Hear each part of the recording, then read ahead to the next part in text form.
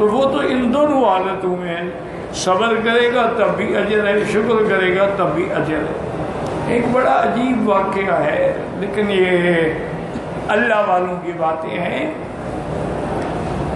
ہر آدمی سے یہ توقع نہیں ہوتی، ہر کسی کا اپنا اپنا مقام ہے۔ جیسے کہ حدیث میں آتا ہے نا کہ حضور پاک صلی اللہ علیہ وسلم یتواصل فی الصوم، متواتر آپ روزے رکھتے تھے، دن کو بھی روزہ، رات کو بھی روزہ، پھر دن کو بھی روزہ، پھر رات کو بھی روزہ، یعنی رات میں بھی افطار نہیں ہے۔ تو کچھ صحابہ کو بھی خیال آیا کہ حضور اللہ کے نبی ہیں، رحمت للعالمین ہیں، وہ اتنی مشقت فرما رہے ہیں تو ہم کیوں نہ کریں۔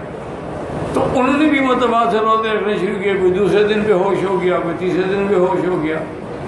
حضور نے ان کو بلایا، فرمایا کیا بات ہے؟ انہوں نے کہا حضور آپ جو روزے رکھ رہے تھے متواتر متواصل، تو ہم نے بھی رکھنے شروع کر دیے کہ آپ کی اتباع۔ فرمایا ایکم مثلی، تم میں کون ہے جو میری مثال ہے؟ کیا بات کرتے ہو؟ ہوا یطعمنی و یسقینی، مجھے تو میرا اللہ کھلا بھی دیتی ہیں پلا بھی دیتی ہیں، تم نے کیسے یہ جرأت کر لی کہ میری ہر بات کے اندر اتباع کرو؟ بعض چیزیں ایسی ہیں جو خصائص ہیں انبیاء کے، اسی طرح بعض چیزیں ایسی ہوتی ہیں جو خصائص ہیں اولیاء کے، ہر بندہ اس مقام پہ نہیں پہنچتا۔ تو حضرت باعزید بستامی رحمت اللہ علیہ جو بہت بڑی ولی من اولیاء اللہ تھے، وہ فرماتی ہیں کہ زندگی میں جتنا ایک نوجوان کے سامنے شرمسار ہوا ایسے کبھی نہیں ہوا۔ تو ساتھیوں نے پوچھا حضرت بات کے، فرمانے لگے کہ میرے پاس ایک نوجوان آیا صبر کند و بخارا سے، جہاں کے امام بخاری تھے رحمۃ اللہ۔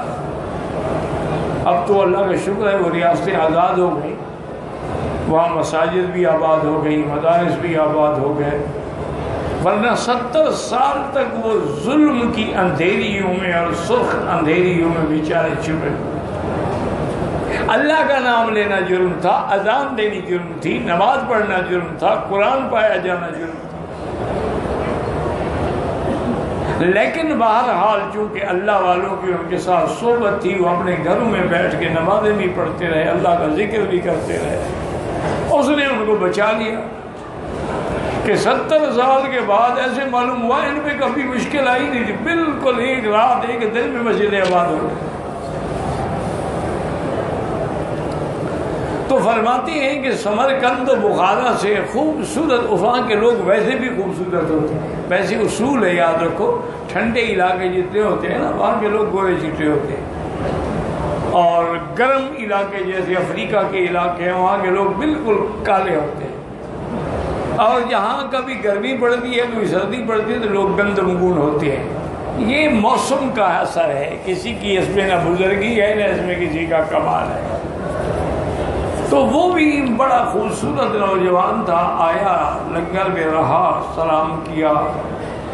ایک دن حضرت اکیلے بیٹھے تھے تو آپ نے فرمایا بیٹا تم کیسے آئے؟ انہوں نے کہا حضرت بس مجھے جوانی میں شوق ہے کہ میں اللہ والوں کی صحبت میں رہوں، تو میں جہاں کوئی نام سنتا ہوں اللہ والے کا وہاں پہنچ جاتا ہوں، آپ کی صحبت میں رہے۔ فرمایا اچھا یہ بتاؤ، اس نوجوان نے پوچھا کہ حضرت آپ کے لنگر کا آپ کا کیا حال ہے؟ تو آپ نے فرمایا الحمدللہ، مل جاتا ہے کھا لیتے ہیں شکر کرتے ہیں، نہ ملے تو صبر کرتے ہیں، اللہ کا شکر ہے ہم ہر حال میں راضی ہیں۔ اگر اللہ لنگر میں نعمت بھجوا دیتے ہیں تو ہم سب کھا بھی لیتے ہیں اور شکر بھی کرتے ہیں، اور نہیں آتا تو صبر کرتے ہیں، انتظار کرتے ہیں۔ تو وہ نوجوان ہنس پڑا۔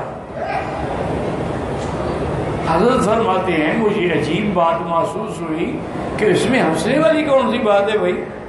میں نے کہا کیوں ہنس پڑے ہو؟ کہنے لگا ہمارے سمرقند و بخارا میں جو کتے ہیں نا ان کا بھی یہی حال ہے۔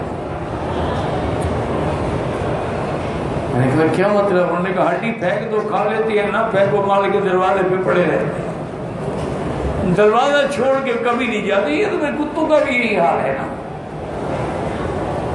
تو آپ نے فرمایا اچھا وہاں اللہ والوں کا پھر کیا حال ہے؟ فرمایا اگر مل جائے تو دوسروں کو دے دیتے ہیں، اور نہ ملے تو شکر کرتے ہیں. یُؤْثِرُونَ عَلَىٰ أَنفُسِهِمْ وَلَوْ كَانَ بِهِمْ خَصَاصَةٌ.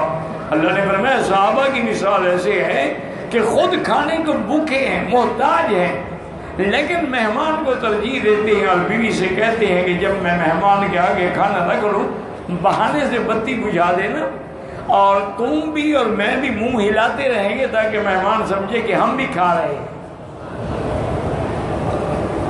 ورنہ وہ بیچارہ نہیں کھائے گا. وہ بھی تو صحابی ہے، کوئی عام مہمان تو نہیں ہے نا. تو اسی طرح کیا، اس نے پیٹ بھر کے کھانا کھا لیا.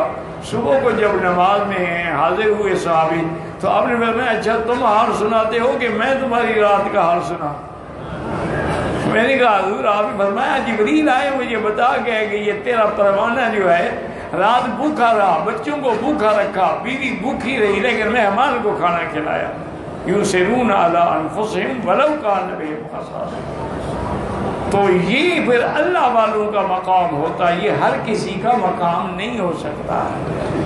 اللہ تبارک و تعالیٰ کے بندے جو ہیں ان کے احوال مختلف ہوتے ہیں.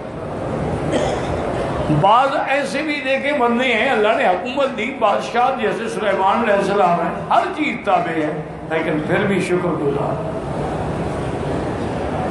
اسی لیے کہ جب وہ گزرے چیونٹیوں کے قافلے پر ان کے گھروں پر تو چیونٹی تقریر کر رہی تھی کہ جلدی جلدی چھپ جاؤ، سلیمان آ رہا ہے، لشکر آ رہا ہے، تم کچھ نہیں جاؤ گی. فَتَبَسَّمَ ضَاحِكًا مِّنْ قَوْلِهِ. حضرت نے سن لیا، سمجھ لیا، مسکرائے.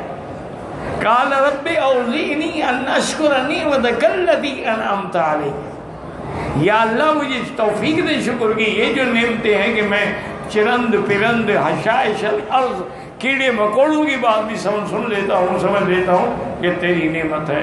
رب اوزعنی ان اشکر نعمتک التی انعمت علی وادخلنی برحمتک فی عبادک الصالحین. تو اس لیے ہمیشہ یاد رکھیں کہ مومن ہر حال میں اللہ کی رضا پہ راضی ہوتے ہیں. ہر حال میں وہ یہ چاہتے ہیں کہ دوسرے کو سکھ پہنچاؤ، خود اگر تکلیف اٹھانی پڑے تو اٹھا لو.